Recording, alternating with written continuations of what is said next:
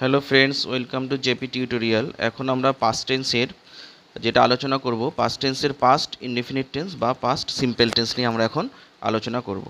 আচ্ছা, past simple tense বা past indefinite tense কাকে বলে?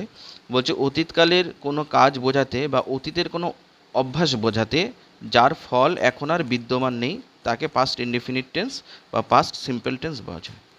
তাহলে কি বলবো? অতীতে কোনো কাজ ঘটেছে, অতীতে কোনো কাজ ঘটেছে বা অতীতকালে কোনো কাজ ঘটতো, সেই কাজটা এখন আর করা হয় না, এই অভ্যাস বোঝাতে তখন আমরা কিন্তু পাস্ট ইনডেফিনিট টেন্স বা পাস্ট সিম্পল টেন্স ব্যবহার করব। আচ্ছা, পাস্ট সিম্পল টেন্স বা পাস্ট ইনডেফিনিট টেন্স চেনার উপায় কি? পাস্ট সিম্পল টেন্স বা পাস্ট ইনডেফিনিট টেন্স চেনার উপায় হচ্ছে বাংলায় ক্রিয়ার শেষে করেছিল, করিয়াছিল, করেছিলাম, হ্যাঁ, পড়িত বা পড়তেন, করতেন, করতো, এই সমস্ত জিনিসগুলো আমরা ক্রিয়ার শেষে লক্ষ্য করব কিন্তু পাস্ট সিম্পল টেন্সের ক্ষেত্রে।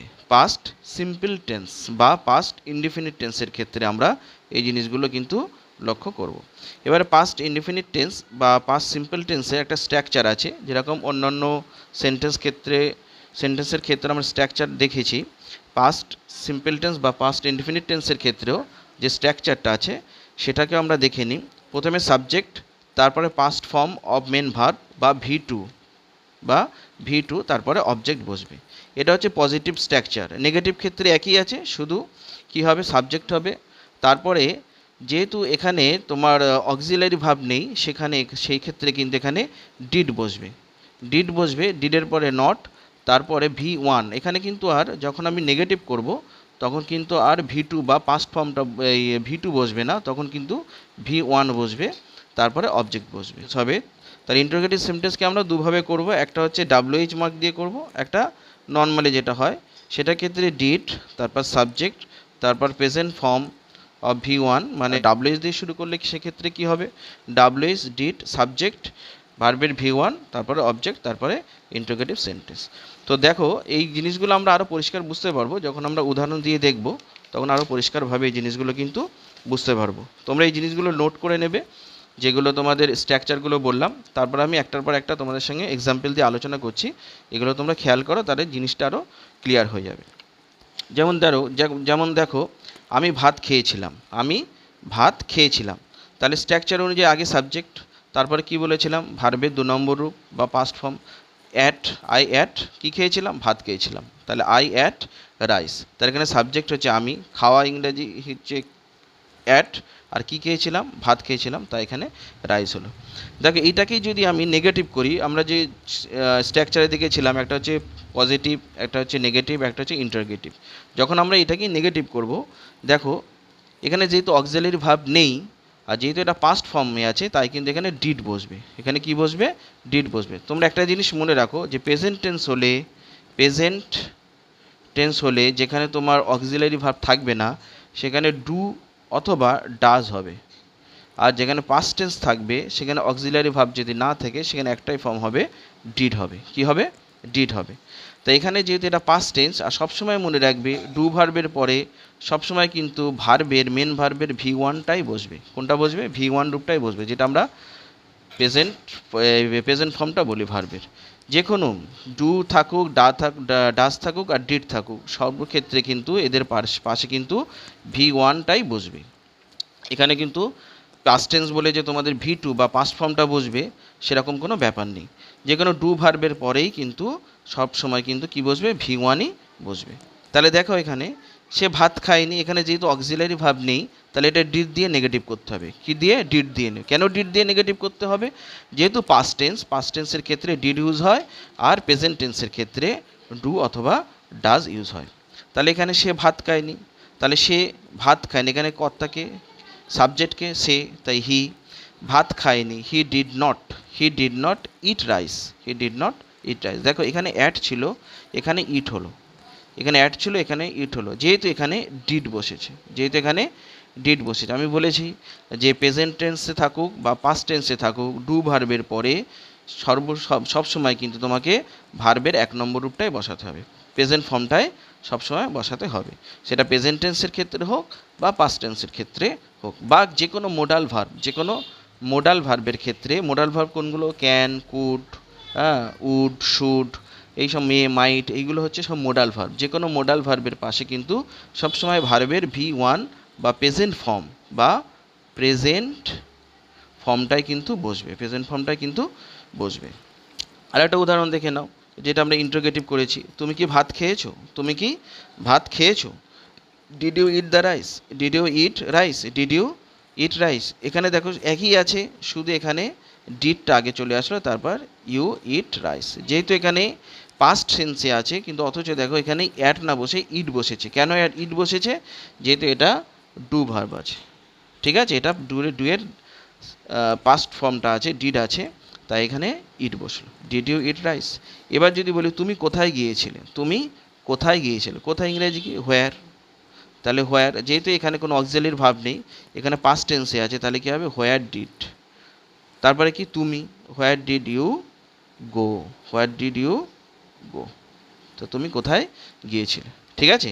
তাহলে তুমি কোথায় গিয়েছিলে, এটা WS দিয়ে হলো। Where did you go? তারপরে দেখো আরও কিছু এক্সাম্পল। আমি স্কুলে গিয়েছিলাম, I went to school. I went to school, এখানে সাবজেক্টকে আমি। যাওয়া ইংরাজি কি? গো, ওয়েন্ট ভার্বের 2 নম্বর রূপ এটা, V2। কোথায় গিয়েছিলাম? স্কুলে গিয়েছিলাম, আই ওয়েন্ট টু স্কুল। দেখো আরও কিছু এক্সাম্পল। তারা ফুটবল খেলেছিল, they played football. They played football, তারা ফুটবল খেলেছিল। তাহলে তারা ইংরেজি কি? দে। খেলা ইংরাজি কি? প্লেড। কি খেলেছিল? ফুটবল খেলেছিল, তাহলে দে প্লেড ফুটবল। সে বাজারে গিয়েছিল, he went to the market. He went to the market, সে কোথায় গিয়েছিল? বাজারে গিয়েছিল। যাও ইংরাজি কি? গো। গোয়ের V2 কি? ওয়েন্ট। গোয়ের V2 হচ্ছে ওয়েন্ট, তাই হি ওয়েন্ট টু দ্য মার্কেট। এবারে দেখো কোন একটা অতীতকালে অভ্যাস যদি বোঝায়, অতীতকালের অভ্যাস যেটা এখন আর আগে ঘটতো কিন্তু এখন আর ঘটে না। তারা ফুটবল খেলতো, এখানে দেখো আমরা যেটা লিখেছিলাম, তারা ফুটবল খেলেছিল। তারা ফুটবল খেলেছিল মানে খেলেছিল কোনো এক সময়, যার ফলটা এখনও আর বর্তমান নেই। সেক্ষেত্রে আমরা কি লিখেছি? দে প্লেইড ফুটবল। এবার এখানে দেখো তারা ফুটবল খেলতো, এটা কিন্তু একটা অতীতকালের অভ্যাস বোঝাচ্ছে। এটা কি বোঝাচ্ছে? তারা ফুটবল খেলতো মানে অতীতকালের অভ্যাস। সেক্ষেত্রে আমরা দে উড বা use to, they use to play football. Play football, তাহলে দে উড অথবা ইউজ টু প্লে ফুটবল। আমি একটু আগেই বলেছিলাম যে যে কোনো মোডালের পরে কিন্তু সবসময় ভার্বের 1 নম্বর রূপটাই বসে বা V1 বসে। এখানে উড দেখো একটা মোডাল ভার্ব, হ্যাঁ, উড, শুড, ক্যান, কুড, মে, মাইট।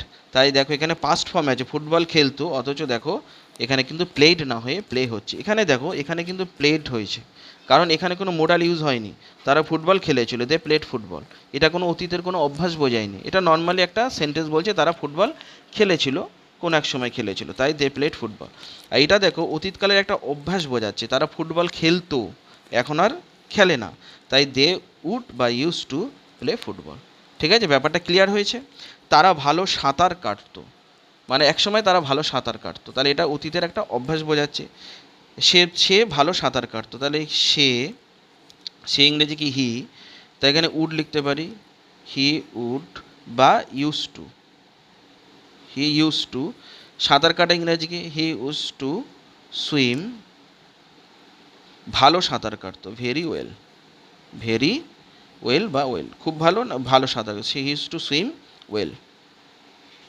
এখানে যদি বলতো খুব ভালো সাঁতার কাটতো তাহলে ভেরি ওয়েল হতো, যদি বলতো খুব ভালো সাঁতার কাটতো তাহলে he would use to swim very well. যেহেতু এখানে সে ভালো সাঁতার কাটতো, হি উড বা use to swim very well. এবার একটা জিনিস তোমরা জেনে নাও যে এই যে উড আর ইউজ টু, বেশিরভাগ স্পোকেন ইংলিশের ক্ষেত্রে উড কথাটা ইউজ হয়, আর ইউজ টু রাইটিংয়ের ক্ষেত্রে যখন আমরা কিছু লিখি তখন কিন্তু ইউজ টু ইউজ হয়। দুটোই ঠিক, তোমরা যেটা লিখবে সেটাই ঠিক, কিন্তু ওই উড কথাটি বেশিরভাগ আমরা স্পোকেনের ক্ষেত্রে বা কথা বলার সময় আমরা উড কথাটা বেশি মোডাল ভার্বের তখন আমরা বেশি ব্যবহার করি। তাহলে ব্যাপারটা ক্লিয়ার হয়েছে। আরও কিছু উদাহরণ দেখো ইন্টারোগেটিভ সেন্টেন্সে। সে কি বাড়িতে এসেছিল? সে কি বাড়িতে এসেছিল, এটা কিন্তু WH নয়, এটা জাস্ট জিজ্ঞেস করছে সে কি এসেছিল। Did he come here? Did he come home? Sorry, সে কি বাড়িতে এসেছিল? Did he come home? সে কি বাড়িতে এসেছিল? তাহলে দেখো এটা ইন্টারোগেটিভ প্রশ্নবোধক করেছে। যেহেতু এখানে প্রেজেন্ট এই পাস্ট সিম্পল টেন্স বা পাস্ট ইনডিফিনিট টেন্স, এখানে যেহেতু কোনো অক্সিলারি ভার্ব ইউজ হয় না, সেক্ষেত্রে আমরা এটা যখন ইন্টারোগেটিভ সেন্টেন্স বা প্রশ্নবোধক বাক্যে করতে যাব তখন আমরা পাস্ট টেন্সের ক্ষেত্রে ডিড দিয়ে শুরু করব। কী ক্ষেত্রে শুরু করব? ডিড দিয়ে। যদি এটা তোমাদের ডাব্লিউএইচ দিয়ে শুরু হতো সেক্ষেত্রেও কিন্তু ডাব্লিউএইচ এর পরে আমরা ডিড লিখতাম, কিন্তু সেক্ষেত্রে আমরা কী করতাম যেন তুমি কোথায় গিয়েছিলে, এটা ডাব্লিউএইচ দিয়ে শুরু হয়েছিল। এক্ষেত্রেও কিন্তু আমরা দেখো ডাব্লিউএইচ পরে কিন্তু ডিড ইউজ করেছিলাম। হ্যাঁ, তুমি কোথায় গিয়েছিলে, হোয়ার ডিড ইউ গো। এখানে যেহেতু ডাব্লিউএইচ এর এটা প্রশ্ন নয়, এখানে শুধু জিজ্ঞেস করেছে সে কি বাড়িতে এসেছিল, তাহলে ডিড হি কাম হেয়ার। যদি ডাব্লিউএইচ থাকতো, যদি ডাব্লিউএইচ দিয়ে প্রশ্ন হতো তাহলে সামনে আমরা কি বসে দিতাম, ডিডের আগে ডাব্লিউএইচ মার্কটা বসে দিতাম। ঠিক আছে, বুঝতে পেরেছো? যদি আমরা এখানে বলতাম সে কখন বাড়ি এসেছিল, সে কখন বাড়িতে এসেছিল, তখন আমরা কি করতাম, এটা দেখো সে কি বাড়িতে এসেছিল, এখানে যেহেতু কখন ডাব্লিউএইচ মার্ক আছে তাহলে when did he come home. সে কখন বাড়িতে এসেছিল, হোয়েন মানে কখন, ডিড যেহেতু এটা অক্সিলারি ভার্ব নেই তাহলে এটা আমার ডিড দিয়ে করতে হবে। When did he come home, এটা যেহেতু আমরা ইন্টারোগেটিভ সেন্টেন্স যেটা আমরা সেখানে বলে দিয়েছিলাম, ইন্টারোগেটিভ সেন্টেন্সের স্ট্রাকচার যেটা প্রথমে ডাব্লিউএইচ হবে, তারপর ডিড হবে, তারপর সাবজেক্ট হবে, তারপর ভার্বের V1 হবে, তারপর অবজেক্ট হবে, তারপর ইন্টারোগেটিভ মার্ক হবে। সেক্ষেত্রে দেখো একদম পুরো যে স্ট্রাকচার আছে সেই স্ট্রাকচার অনুযায়ী কিন্তু দেখো পুরো এইটা লিখতে হয়েছে, when did he come home, সে কখন বাড়িতে এসেছিল। দেখো এখানে আরও উদাহরণ আছে, সে বাজারে যায়নি, সে বাজারে যায়নি, সে বাজারে গিয়েছিল, কি লিখেছিলাম, হি ওয়েন্ট টু দ্য মার্কেট। এবার এটা কি যখন আমি নেগেটিভ করছি, বাজারে যায়নি, সেক্ষেত্রে দেখো যেহেতু এখানে কোনো অক্সিলারি ভাব ইউজ হয় না প্রেজেন্ট সিম্পল টেন্সের ক্ষেত্রে, সেখানে এখানে নেগেটিভ করতে গেলে আমাকে কিন্তু ডিড ইউজ করতে হচ্ছে। পাস্ট টেন্সের ক্ষেত্রে ডিড ইউজ হয়, প্রেজেন্ট টেন্সের ক্ষেত্রে যদি তোমাদের অক্সিলারি না থাকে ডু অথবা ডাজ ইউজ হয়। যেহেতু এটা পাস্ট টেন্স তাই এখানে কি ইউজ হচ্ছে, ডিড কথাটা ইউজ হচ্ছে। সে বাজারে যায়নি, he did not go to the market, he did not go to the market. তাহলে ফ্রেন্ডস আজকে এই পর্যন্তই। তোমরা আশা করছি ব্যাপারটা বুঝতে পেরেছো। তোমরা এরপরে নিজেরা বাড়িতে প্র্যাকটিস করবে, স্ট্রাকচারগুলো ভালো করে তোমরা নোট করে নেবে, নোট করে নিয়ে স্ট্রাকচার অনুযায়ী তোমরা বাড়িতে প্র্যাকটিস করবে, দেখবে আস্তে আস্তে তোমাদের ব্যাপারটা অনেক ইনক্রিজ হবে, আগের থেকে দেখবে অনেক ইমপ্রুভ হচ্ছে। তোমরা নিজেরা মনে মনে অনেক সেন্টেন্স গঠন করবে, সেগুলো খাতায় লিখবে, প্র্যাকটিস করবে, তোমাদের আস্তে আস্তে ব্যাপারটা আরও ক্লিয়ার হয়ে যাবে। বন্ধুরা তোমাদের যদি চ্যানেলটা ভালো লেগে থাকে তাহলে সাবস্ক্রাইব করে দিও ও পাশে থাকা বেল আইকনটা প্রেস করে দিও ও বন্ধুদেরকে শেয়ার করে দিও। তাহলে দেখা হচ্ছে নেক্সট ভিডিওতে। ভালো থেকো, সুস্থ থেকো।